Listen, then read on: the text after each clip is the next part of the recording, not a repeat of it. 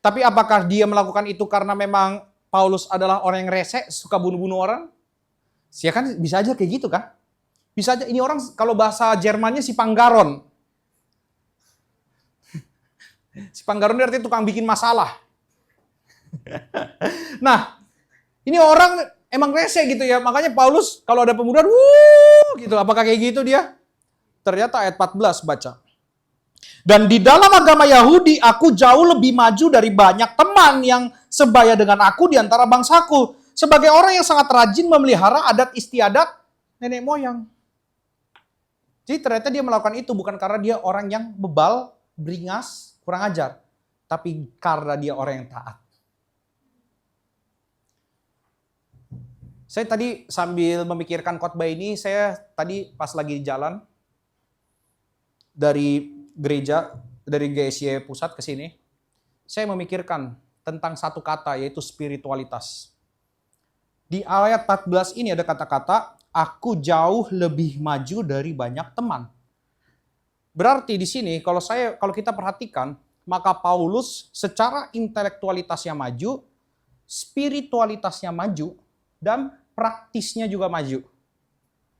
Jadi dia, sekali lagi, intelektualitas maju, spiritualitas maju, praktisnya juga maju.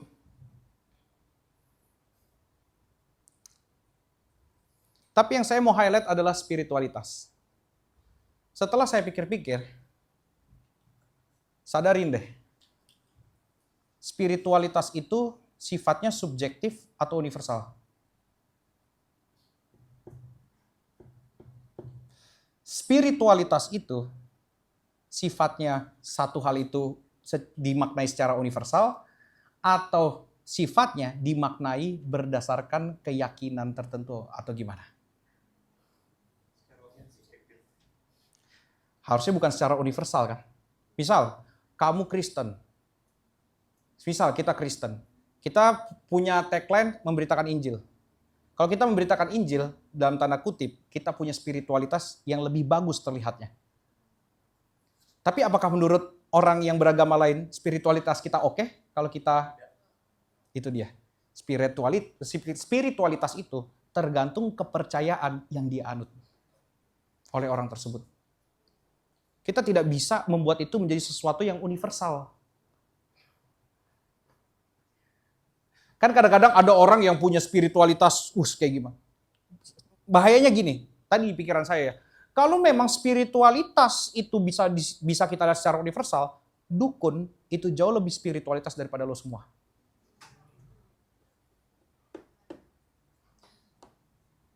Betul gak? Dukun main sama setan loh. Tapi kita orang Kristen menganggap itu jahat gak? Tidak cocok dengan spiritualitas kita kan?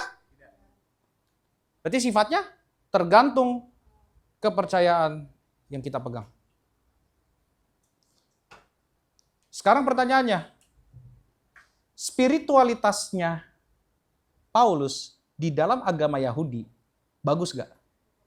Berlaku gak di Kristen? Intelektualitasnya Paulus di dalam agama Yahudi bagus gak? Apa ciri dari teologi orang Yahudi? I want it, I get it. Achievement. Betul? Kalau saya melakukan ini, saya akan mendapat berkat.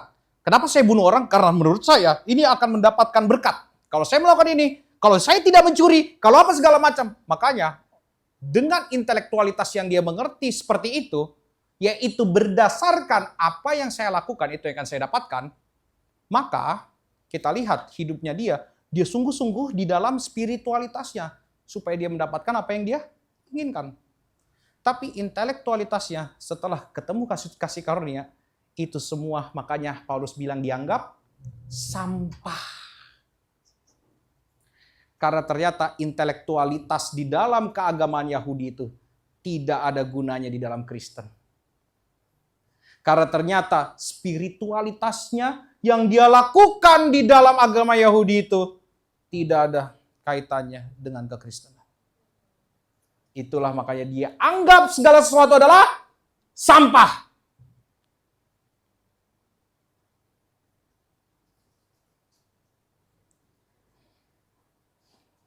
Tapi posisi dia, masalahnya teman-teman, posisinya Paulus, dia adalah orang yang sangat maju baik secara pendidikan, intelektualitas, tadi saya udah bilang, bahkan secara jabatan. Paulus ini orang Yahudi ya, tapi dia dapat kewarganegaraan Rum. Yang akhirnya tahu manfaat dari kewarganegaraan Rum ini apa? Dia boleh ngomong sama kaisar. Makanya nanti di dalam Kisah Para Rasul ada sekali dia ngomong sama kaisar. Dan dia tidak boleh diperlakukan seenaknya. Karena dia punya kewarganegaraan Rum. Tapi dia juga adalah orang Yahudi. Jadi dari lahir dia udah ngerti tentang Wahyudi lagi. Ya Yahudian itu. Susah juga ya ngomong Yahudi berkali-kali jadi Wahyudi. Nah, jadi perhatikan ini baik-baik. Ternyata di dalam waktu dia sebelum mengalami pertobatan, dia punya kebiasaan di dalam agama Yahudi, yaitu sifatnya achievement. Dan achievement Paulus itu sangat luar biasa di dalam keagamaan Yahudi. Makanya dia sangat terpandang. Itulah hidup sebelum pertobatan. Saya mau mengaitkan ini dengan hidup kita masing-masing. Sifat hidup kita sebelum bertobat adalah achievement. Semua yang kita cari, kita akan usahakan mati-matian, kita akan achieve mati-matian. Karena kita pikir dengan melayakkan diri, dengan merasa spiritual oke, kita akan achieve yang kita mau. You are so wrong.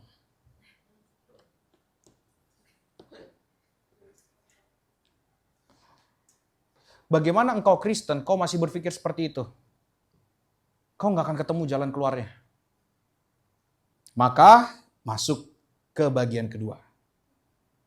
Teks. Inilah hidup Paulus mengalami pertobatan. Kita baca ayat 15.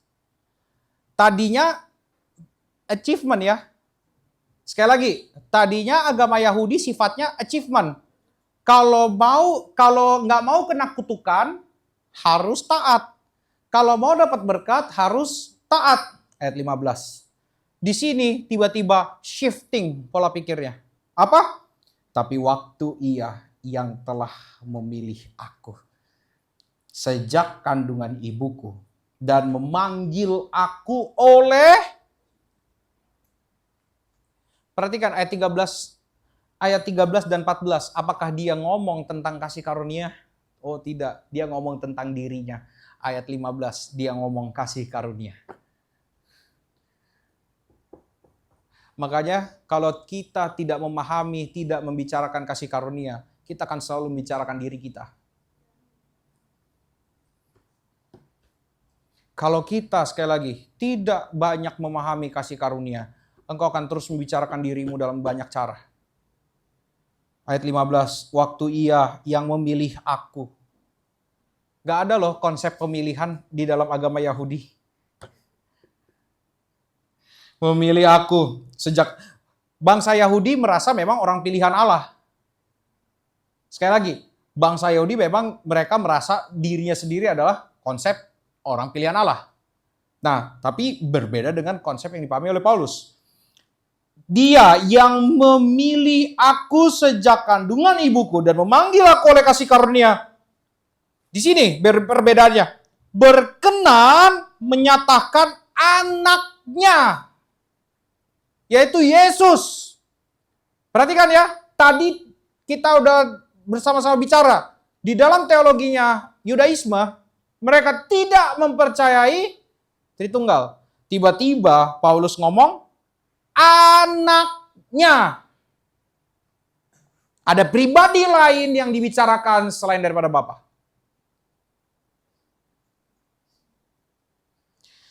Berkenan menyatakan anaknya di dalam aku. Supaya aku memberitakan dia di antara bangsa-bangsa bukan Yahudi. Maka sesaat pun aku tidak minta pertimbangan kepada manusia. Jadi perhatikan saudara-saudara. Ada perbedaan antara hidup di dalam kasih karunia dan hidup tidak di dalam kasih karunia. Salah satunya adalah perhatikan bahasa-bahasa yang dikeluarkan oleh orang-orang yang mengalami kasih karunia dan belum mengalami kasih karunia. Itu sangat berbeda. Ketika sebelum mengalami kasih karunia orang akan membicarakan dirinya, setelah mengalami kasih karunia itulah yang dibicarakan. Karena sejujurnya kita tidak mungkin hidup tanpa kasih karunia Allah. Pertanyaannya, kasih karunia Allah itu apa? Yaitu di sini dikatakan, aku yang berkenan menyatakan anaknya di dalam aku. Itulah kasih karunia Allah. Kasih karunia Allah berbicara tentang Kristus yang mau mati. Dan itu balik ke ayat 4. Di situ dikatakan, yang telah menyerahkan dirinya karena dosa-dosa kita. Kristus sudah mati.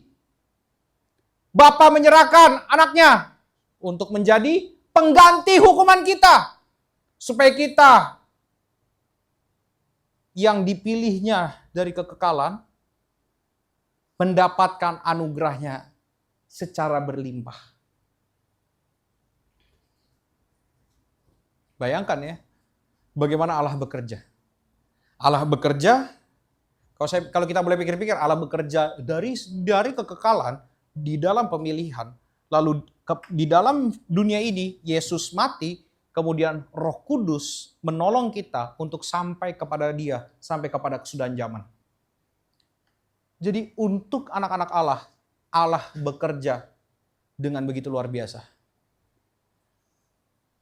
Maka sebenarnya, apa sih kasih karunia itu yang besar bagi kita? Yesus yang sudah mati di kayu salib. Sekali lagi, apa? Yesus yang sudah mati di kayu salib. Tapi kita sekali lagi sering menukar itu dan merasa kasih karunia itu adalah sifatnya material. Hal-hal yang berkaitan dengan pemuasan diri. Hal-hal yang berkaitan dengan bagaimana keinginan-keinginan kita dipenuhi. Makanya, kasih karunia yang Allah ingin manusia mengerti dengan kasih karunia yang manusia ingin dapatkan, itu berbeda.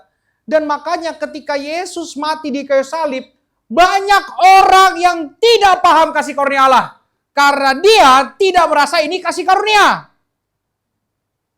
Yang dirasa kasih karunia itu adalah uang.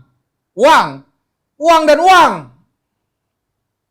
Itu kasih karunia. Kalau gue dapat apa yang gue mau, itu kasih karunia Allah. Apakah Allah tidak memberkati umatnya? Dia memberkati umatnya. Dengan hal-hal material juga.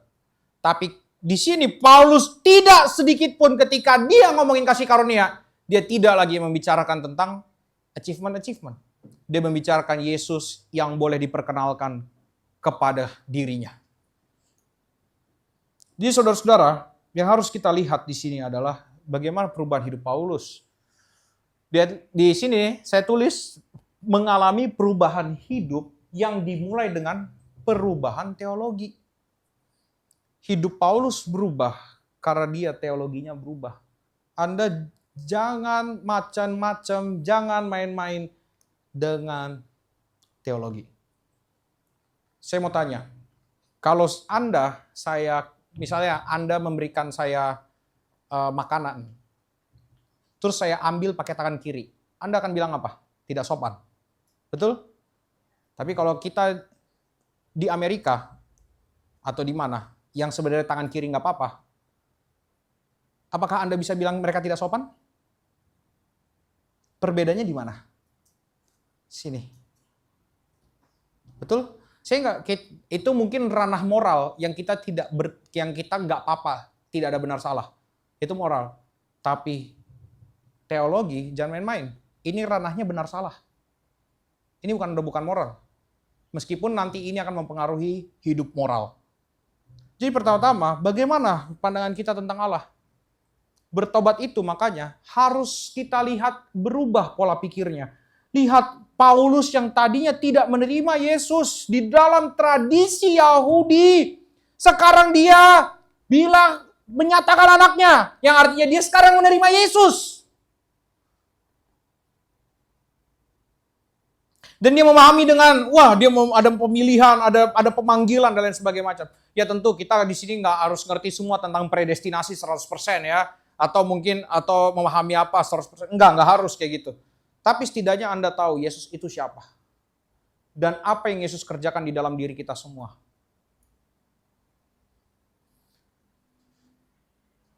Ya, saudara-saudaraku ya.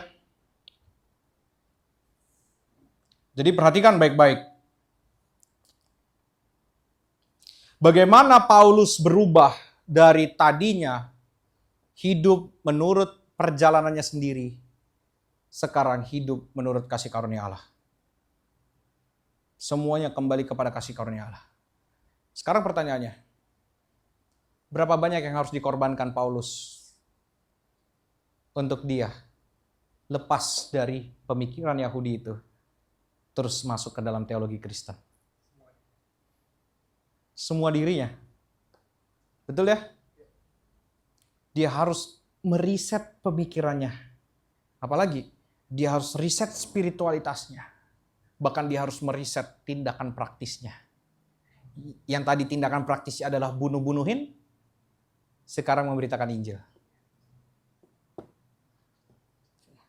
Tadinya bunuh-bunuhin orang Kristen, sekarang mempertahankan hidup orang Kristen dengan menyampaikan surat-surat salah satunya kepada jemaat di Galatia. Maka kita sebagai orang Kristen, Anda punya panggilan. Apa salah satunya? Lihat kanan kirimu. Itulah panggilanmu, mempertahankan dia supaya dia terus hidup di dalam dan memahami anugerah Allah. Maka jangan lewatkan pertemuan-pertemuan yang sangat penting, pertemuan-pertemuan ibadah. Anda punya tanggung jawab itu. Seperti Paulus yang bertanggung jawab terhadap gereja. Demikianlah harusnya orang Kristen bertanggung jawab kepada iman sesamanya.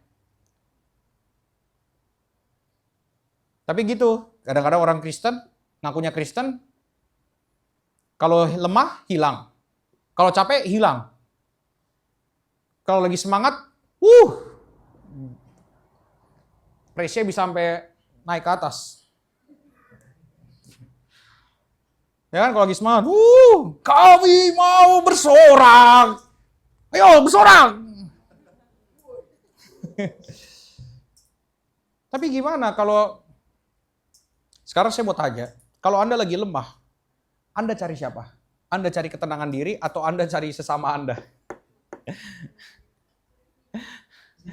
Anda sadarlah, kita tuh harus sadar, kalau lagi lemah, seharusnya itulah kesempatan saudara-saudara seiman kita masuk ke dalam diri kita. Supaya apa? Jangan sampai Anda jatuh. Kalau Anda sendirian, Anda akan terus jatuh. Tapi ingat, kalau dinasehatin dengar, kalau dibentuk dengar, gitu ya. Tapi kan. Iya. Nah itu, jangan terbiasa lari dari saudara Anda. Apalagi dengan slogan merepotkan. Oh tidak. Anda harus lihat, coba lihat kanan kirinya, perhatikan mukanya, bilang, saya akan merepotkan kamu.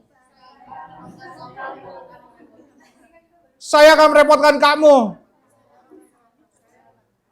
Itu ya, saya akan merepotkan kamu. Jadi jangan sampai nggak mau repot. Kalau jadi orang Kristen nggak mau repot, jangan jadi Kristen. Balik ke agamanya Paulus saja. Bunuh-bunuhin umat-umat Allah. Gazel balik, parah banget loh. Oke ya, kira-kira seperti itu. Nah, terakhir, saya mau memberikan sebuah pertimbangan. Tadi mungkin kita belum mendapat kejelasan. Kenapa Paulus harus menjelaskan masa lalunya? Ya kan? Kenapa Paulus harus menjelaskan masa lalunya? Kalau saya perhatikan baik-baik ya, Paulus ini kan dia kan agama Yahudi yang taat, apa segala macam. Terus dia dengan teologinya yaitu kalau mau diberkati, achieve kekudusan, achieve kesucian, supaya engkau diberkati dan lain sebagainya macam. Nah, hal-hal itulah yang dipakai oleh para Yudaizer kepada orang-orang Galatia. Mereka masuk, Yudaizer ini masuk ke gereja-gereja dan bilang, mereka tentu kenal Paulus. Oh Paulus, loh dia kan orang ini, dia kan ahli Taurat. Dia gini loh teman-teman, mungkin ini anggaplah gue Yudaizer, gini teman-teman. Maksud Paulus itu adalah, maksudnya waktu memberitakan Injil harus ada perbuatan baik. Itu maksud Paulus. Kenapa? Coba lihat hidupnya Paulus dulu. Paulus itu bunuh-bunuh orang supaya apa? Supaya dia dapat kekudusan, supaya dia diperkenan oleh Allah, supaya dia berkenan kepada tradisi nenek moyangnya. Paham nggak? Cara hidupnya yang dulu dipakai untuk mempelintir berita Injil. Sehingga Paulus harus menjelaskan kenapa dia harus menjelaskan masa lalunya. Tapi saya juga menemukan kenapa Paulus harus menjelaskan masa lalunya. Satu lagi, yaitu apa? Coba di ayat 15. Tapi waktu ia yang telah memilih aku sejak kandungan ibuku dan memanggil aku oleh kasih karunia-Nya berkenan menyatakan anaknya. Tahu Paulus sedang bilang apa? Disinilah shifting teologi. Oke, kalau menurut kalian, saya adalah orang yang tadinya hidup untuk achievement dan mendapatkan suatu achievement. Ternyata tidak. Saya mendapat keselamatan karena kasih karunia Allah. Sehingga saya juga mendapat kerasulan karena kasih karunia Allah. Bukan manusianya yang memberikan kepada saya. Makanya dengan demikian, yang harus kita mengerti adalah di sini, Paulus tidak hanya sedang menjelaskan latar belakang dirinya, tapi dia sedang menjelaskan bagaimana cara kerja kasih karunia di dalam dirinya. Sekali lagi, di sini Paulus sedang menjelaskan bagaimana cara kerja kasih karunia di dalam dirinya. Jadi dengan demikian, orang-orang Galatia ngerti, oh ternyata satu set hidup Paulus itu bukan karena usaha, bukan karena manusia, bukan karena ditolong manusia, tapi semua karena anugerah Allah di dalam dirinya. Itulah baru orang-orang akan mengerti. Inilah efek dari Injil. Inilah bukti orang yang hidup di dalam kasih karunia itu. Semua hidupnya isinya kasih karunia. Bukan lagi achievement. Mari kita berdoa.